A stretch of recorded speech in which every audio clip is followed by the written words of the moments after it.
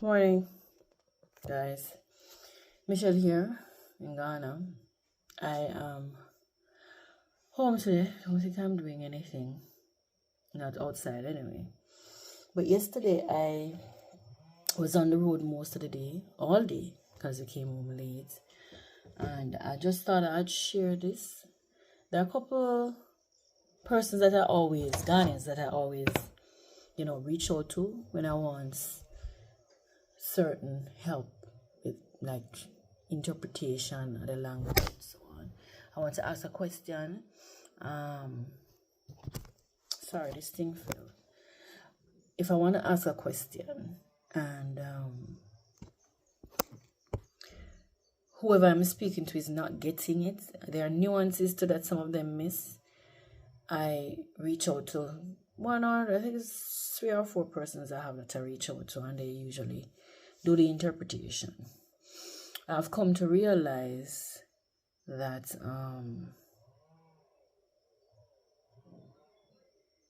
because they don't know English, the underlying tones and as I said, nuances of the language, they miss it. So there are certain things you can't do. How you do it, you have to be careful how you do it. You're going to miss exactly what you're saying. And speaking it slow or anything does not change the outcome, right? So I use those persons to help me. And it has worked out. So my driver, a person who we, reach out to when we want to drive to Cotocombra or we want to go and sit at one of those places where we chill and do work, well, the girls work. He is kind of the go-between. So I'll reach out to him some of the time. He doesn't totally understand English, but if you go a little slower and do a couple things, it don't make no sense. I explain exactly what I do. He'll understand. So I reached out to him. So we went on the road yesterday. We were trying to get a universal remote for an AC, and I wanted to get my bottle of coconut oil, 100% coconut oil, and I did some other things. I looked after my focus in the morning was my permit, the building permit. I was trying to sort that out because more than a month went and I didn't hear anything about it or from the office. Anyway, something happened yesterday and I think I should share that as well. And it reminded me of something that I keep. Every time I do that video, I do it and I forget about it or something happens to it. But I'm going to try again talking about it mainly because, and it slipped me again a while ago, Anyway, let me tell you what happened yesterday. Yesterday, I went into Cotocombra, right? No, I don't know about anybody else, but when it comes to my cell phone, I try not to walk up and down with it in my hand. I don't like to walk through the market with it in my back pocket. I don't like to have it in my hand because I tend to stop somewhere, search the bag, put it on a table or whatever, search the bag, and then go away and leave it same place. So I was doing a video, so I had it in my hand. Totally forgot. I was distracted because Carissa and I were walking. She and I were the ones who went on the road. So I was distracted. So we bought some two coconuts, drink the water, get the jelly, and then we moved on. I went to the lady and I bought the bottle of coconut oil, and then we left. But by the time I reached the gates of the market, I was saying, where is my phone? So I was saying, it's in my bag, because I try to break myself in the habit too of just shove it in my bag. I put my hand in and I felt a phone. Didn't think about it. We made queries about getting the universal control, and we headed for the car. So I was saying, I checked in the bag and I realized that the phone that I felt was my other phone, the one that has nothing on it, the one with the cracked screen. So I said, well, maybe I left the phone in the car, right? When I went into the car, I said to the driver, asked me if he saw the phone. He said no. So he said, okay, we searched the bag completely. It was not in the bag. So I said, where did I leave it? And we were saying we didn't even stop anywhere, right? So he called the phone. It was ringing, and obviously it was not ringing in the car. So no, I'm starting to panic because I don't have I don't have any 2000 to buy a new phone. The other screen is cracked, so if that one goes, I'm in some serious problems. Anyway, somebody answered, and based on the content, he can't speak his language, so he spoke to them. And he said to me, you left it where you bought the oil. I said, really? I said, yes. So we ran back into the market, and the lady was smiling, And it made me think of Jamaica. Somebody said recently that I'm always comparing the US to Ghana, which is kind of weird because I'm always comparing it to Jamaica because I say over and over that it reminds me so much of Jamaica, right? So I was there laughing, and I say that I think that has happened to me in US though. Left your phone somewhere, come back and you get it back. Either the person hand it back to you or so. But let me tell you something. It's Jamaica, you ain't getting back that phone.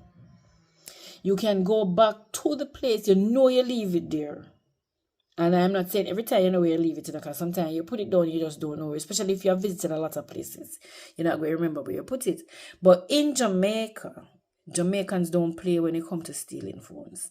So when if you make the mistake and left that at a supermarket counter, shop counter, any public place, you're not getting it back. And some of them face steal enough to tell you, so you ain't getting it back if they answer your phone. Most of the time, they just turn it out. But anyway, this lady was so nice. She was there laughing. So as soon as I reached near her, I put my two hands together and bow my head, and I said, thank you so much. And she laughed, and I said, okay, thanks. And she handed me the phone, and I left. The thing though, where I was standing, it was on the opposite side of where she is. So where I left the phone, anybody else could have passed and taken it up. And it was just divine that she was the one who saw it, and she's an honest person. But in thinking about that too, there is something else I noticed that is so not Jamaican, even though there are so many similar things. I see people here leave there. And don't get me wrong, don't say it don't happen in Jamaica, I see people leave their shops, their stalls, and go elsewhere. And the person beside sell their stuff, and I get their money. My experience in Jamaica is that even if somebody sell it, they may pocket the money. They help you that way. They have to be really, really close friends and whatever, because you do have kind people like that in Jamaica who will sell the neighbor them in the market, sell the neighbor stuff and turn the money over to them. But I also know that there are Jamaicans who don't, right? And another thing is, I remember when I was in the US, I taught in the US, the first match they had, you just sat at the gate, because that was a duty too. Sat at the gate and collect the $5. You paid $5 to go into the match. So it's me and friends and families coming into match for the kids, but in this case it was football. And I remember the first time I saw the setup, I was there staring. And I said, so much space between the person collecting and the gates? And they say, yeah, nobody now go push come in. If they're going to try to come in, they're going to talk to you and tell you that they are related to this, or persons who belong to the county, like they had a county ID, they were allowed to come in free of cost. But nobody not pushing in, and nobody not try to even money. I tell you, in Jamaica, you left that the money they carelessly gone. Number two, them are coming at the match and they can't slip through the main gate, them going find a fence and jump. Right? So I watch the Ghanaians operate, and the Ghanaians, I think it is similar in terms of leaving things. They're not going to steal stuff, and they don't steal from each other that way. I'm not saying they're not thieves here. I'm just saying that to a large extent, I've observed that they don't steal. So a person can park the bike out of them gates and they don't really have gates. The one I'm talking about in particular, in car park near a empty stall on the road. And he went into a lane, not very far in the lane, but where he was, he's still gonna stay from there and look at the bike. So you would say, he parked the bike and he wasn't watching the bike. And they're not thieving it. Park your bike at your gate in a Jamaica. Hey, park your bike. Whether you can glimpse it or not, if you turn your eye the wrong way at the wrong time, you may look up and you don't see it. Yeah, that's Jamaicans for you. They're gonna take it. But I notice a lot of the times that they look out for each other and each other's stuff that way, Ghanaians. I'm trying to remember if I shared this lady way. The car that we were in broke down on the hill before we got up to the gate for Lion of Judah. And there's this lady, very pleasant lady. Every morning she passed, she say, "How are you?" And we say, "I am fine, thank you." And she sometimes she go off in the fountain. I don't understand her words. She said, but I smile and I shake my head just to see. And she would talk, but she never passes without saying hi once I'm out there. So she was passing when the car broke down. She was going home again, I guess, at the end of the day with 2 or 3 other persons. And she just handed over her stuff to them because now we were coming out of the car. The car couldn't finish going up the hill. So we had to come out and we had some stuff in the car. So we had bag water and some other stuff. So we're really laden down and we couldn't figure out how we're going to carry all these things. And she just, I think it's 2 of the bags she took in, 2 of the bags of water. I think I had one. I think about 2 or 3 bags of water. But I know she took a bag of water or 2 and turned all the way back with us to the house. And I said thanks and she just said thanks and gone. I'm trying to remember. Yeah, so she just walked us all the way back and then said bye and gone. But for any environment, any community, and I feel like any country you go, you have good and you have bad. You have positive and you have negatives. And to me, I don't think my experiences would be different elsewhere. I go back to Jamaica and I'm building, I still have problems with workmen one way or the other because I'm still a woman building on our own. And other challenges, the only thing that if me did at Jamaica, I'm going to really have no problem. So I'm going to do him say, foolishness I do. And him understand perfectly what I'm saying. Here they don't. They're not going to understand at all. But it's not unusual. I think on a whole, Ghanaians are pleasant, hardworking, honest folks, sharing my experiences. Some people classify them as negative, and the fact that I moved into a house that was not finished. Some people just say, "Oh, I'm having a hard life here, and I'm not having anything positive happening to me," and all kind of things they're saying.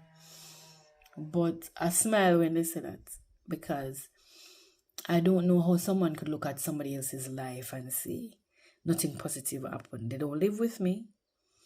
They're not my friends to say I share things with them. I don't know. So I just call it presumption. Many persons are very presumptuous. But I'm really enjoying being here. So I said I'd share that before I forget. Because sometimes you forget these things until something similar happens. I say, "Oh yeah, true, one time so and so they happen." Right? Yeah, so I think I'm going to lie down now. And I'm not feeling so well today. So I'm going to go back and take I don't sleep in the day. No matter how sick I feel, I don't sleep in the days. But I'm going to lie down. Right? And I'll definitely see you guys in another video. see you.